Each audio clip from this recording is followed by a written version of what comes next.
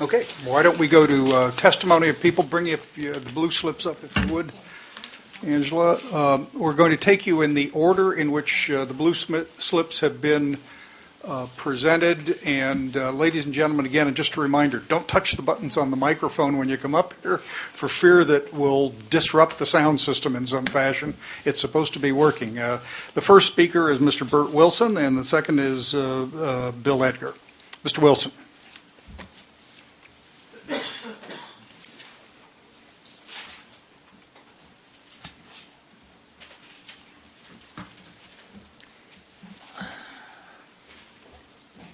But Mr. Wilson, by the way, did something that's very helpful, ladies and gentlemen. When you fill out the form, he put on the form the part of the hearing today that he wishes to talk about. He specified the Delta plan. That's very important. We're hearing testimony on three related documents. And Mr. Wilson, thank you for doing that. I've been coming to these meetings since the Delta Vision Committee. Yes, so you I have. This is 5 years of work on your part. And having done that, I want to say I appreciate the input of everybody. Chris got up to speed pretty fast, too, and I want to thank you all for your contributions. I have a few things. First, about the co-equal goals. Co-equal doesn't mean build years apart. Co-equal, the dictionary definition is equal with another or each other in rank, ability, and extent. So since the bond for the water habitat restoration is not going to be voted on until 2014 in November, I would say that is when any work on the tunnels should begin, if they are even going to pass, because then that makes everything co-equal. If the tunnel starts sooner, and I know Jerry wants to get stuff done and get the tunnel on, and I'll come back to that, but I think you're the ones that wrote the co-equal goals, so. No, Mr. Wilson, the legislature put in statute the co-equal goals. All right. Now, in financing methods in the Delta plan, you have two general obligation bonds and revenue bonds.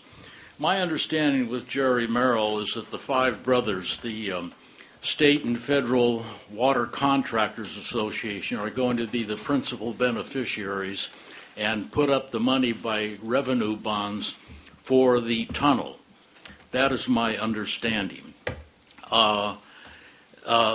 Revenue bonds, of course, do not require voter approval, and I think anything of the measure of a $14 billion twin tunnels tearing up the Delta is something that should go before the people. Revenue bonds, the reason they don't require voter approval, as it says here, because they are secured by a dedicated revenue stream, such as water sales. Now, are you going to tell me that MWD and Westlands Water District and all the others who are in the five brothers are going to make enough money off of this to finance $14 billion of a twin tunnel? I don't think so. But I'm going to come back to that. As far as the Delta plan, Chapter 1, line 16 says, "Today the Delta is many things to many people and is universally regarded in crisis because people have not yet been able to find balance in the trade-offs among competing demands for the Delta's resources." That sentence means nothing. The reason it's in crisis is because the Department of Water Resources increased the diversions to the Metropolitan Water District from 2000 to 2006 to make up for the MWD's loss of Colorado River water. I've given you a chart on this before, and all the pumps making rivers run in reverse at that time, and everything else that happens when you pump water, has put the Delta in crisis. And I would like to see that change. The Delta is in crisis because of extra DWR diversions to the MWD from 2000 to 2006. Now, under the Delta problem, line 13, water exports. Which page, Mr. Wilson? Pardon? Same page? No, it's under the next division called Delta, the Delta problem. Yes, right. Page 16. Okay, line 13. These regulatory and court-ordered restrictions on state and federal pumping in 14 combination with the 2000-2009 drought significantly reduced exported water deliveries to SWP and the CVP contractors. It doesn't say that the court ordered the restrictions because the diversions okayed by the DWR to the MWD killed all the fish. And it was for this reason that Judge Wenger put in the court order to stop the diversions, because it was literally ruining the Delta. It was killing all the fish, and that was the reason. And I would like to see that. I would like to see a little transparency here on what really happened. Now, Governance and the Delta Reform Act of 2009, line 30. Yeah, members on the clean copy of the Delta Plan, that's page 18, starting at line 28. Mr. Wilson, you may be using the red line version, but that's the section you're talking about. Okay.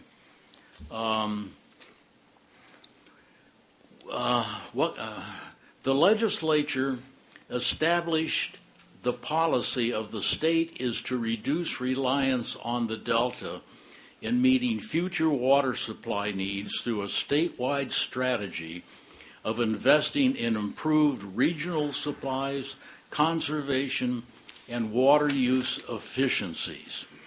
Now, I want to talk about that for a minute because my whole problem with this is transparency. Doesn't mean clouding over an issue with a bunch of words that don't mean much. To me, it means telling the truth. And as far as this goes, I was at a BDCP meeting a while ago, and Jerry Merrill announced we're not going to take any new water from the Delta.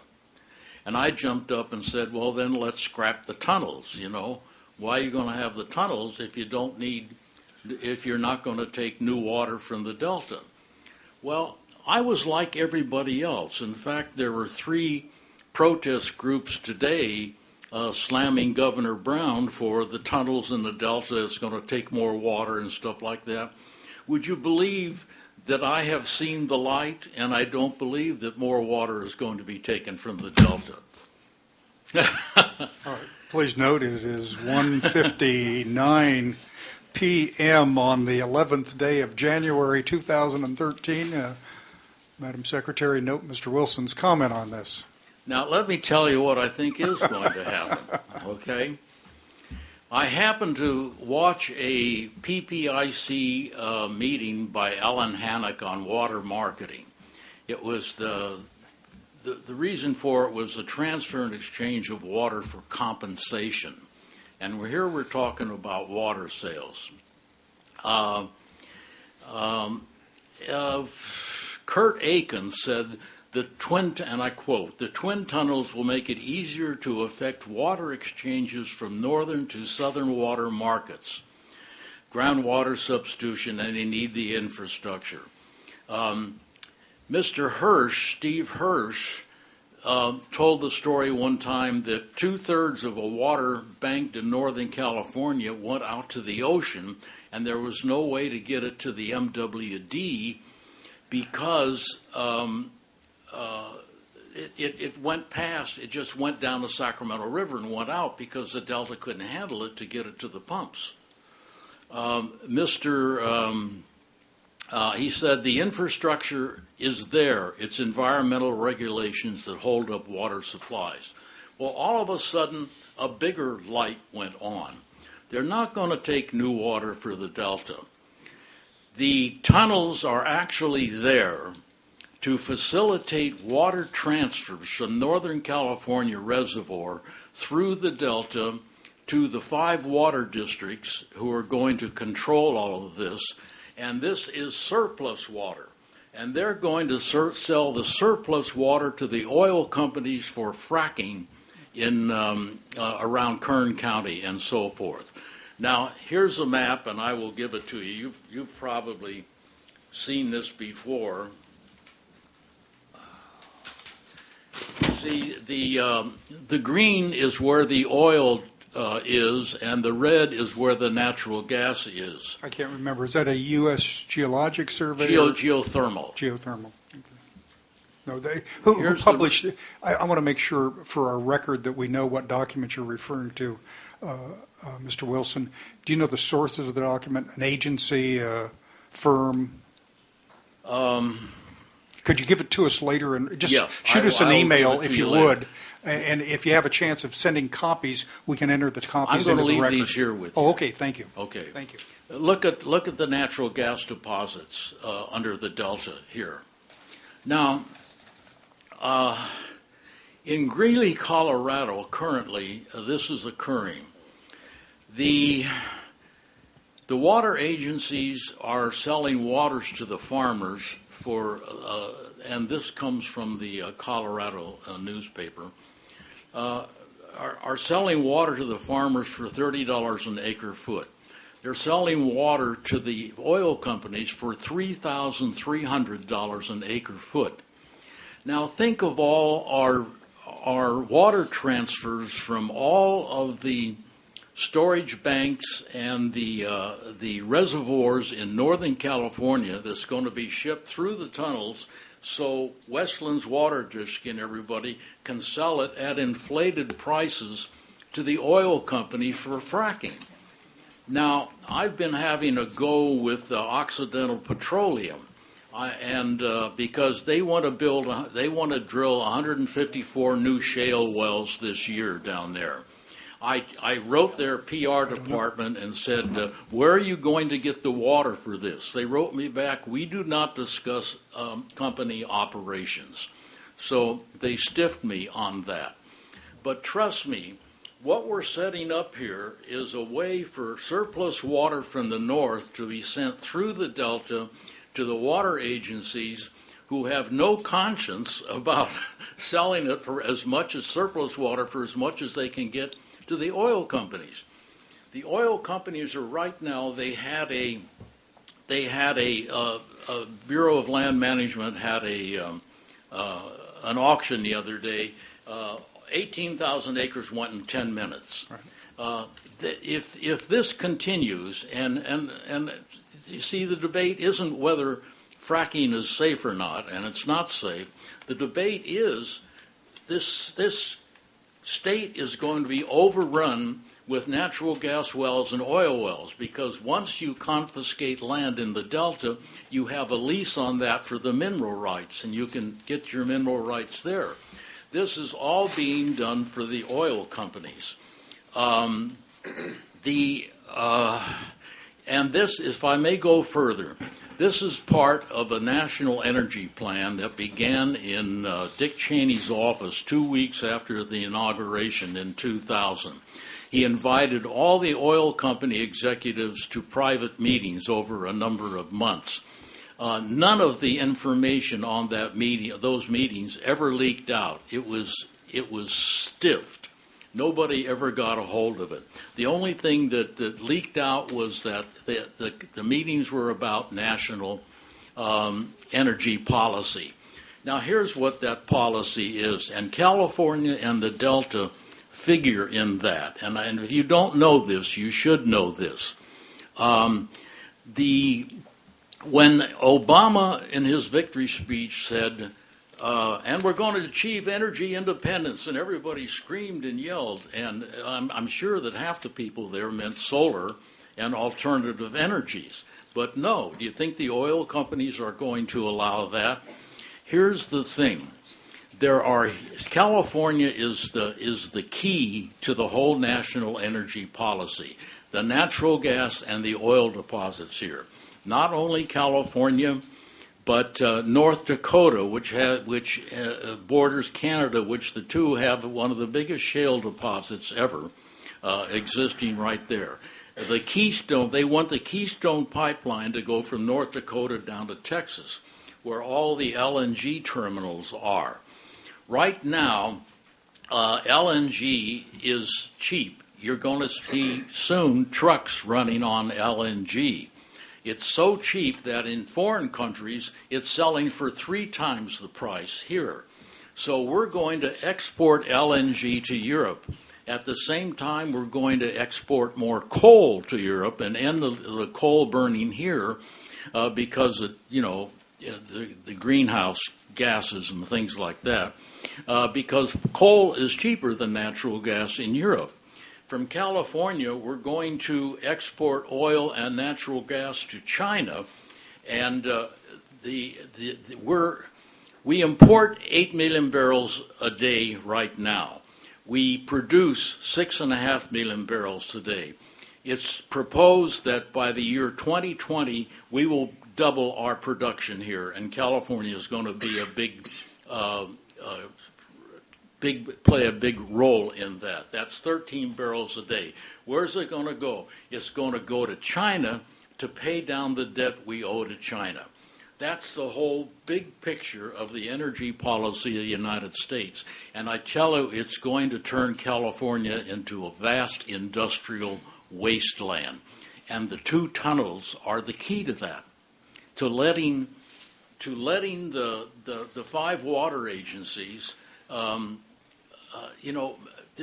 wonder they're going to pay for, the tunnels. I mean, they're going to reap millions and millions and millions of dollars the way the water agencies in Colorado are doing now.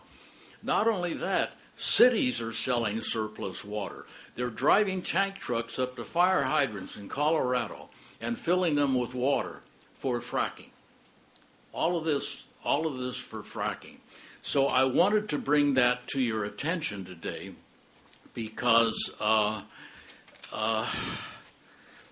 if we're not going to take more water out of the Delta and we're going to build tunnels, what are we building the tunnels for? To transfer water from Northern California to the water agencies below the Delta. This is not a delta that won't be, I believe they will probably administered by the Department of Water Resources, right? But I don't know. Water flows upward to money. Where the money is, the control is. It takes the control out of the state and turns it over to private enterprise, just like we've given the Kern Water Bank to Stuart Resnick down in Bakersfield now. So these are the real things that you are dealing with today. Okay. And I just wanted to bring them to your attention because I don't think the Delta Plan gives people the wrong idea of what's happening, what's really happening with the tunnels and the plan. Mr. Thank Wilson, you. I thank you very much. Okay.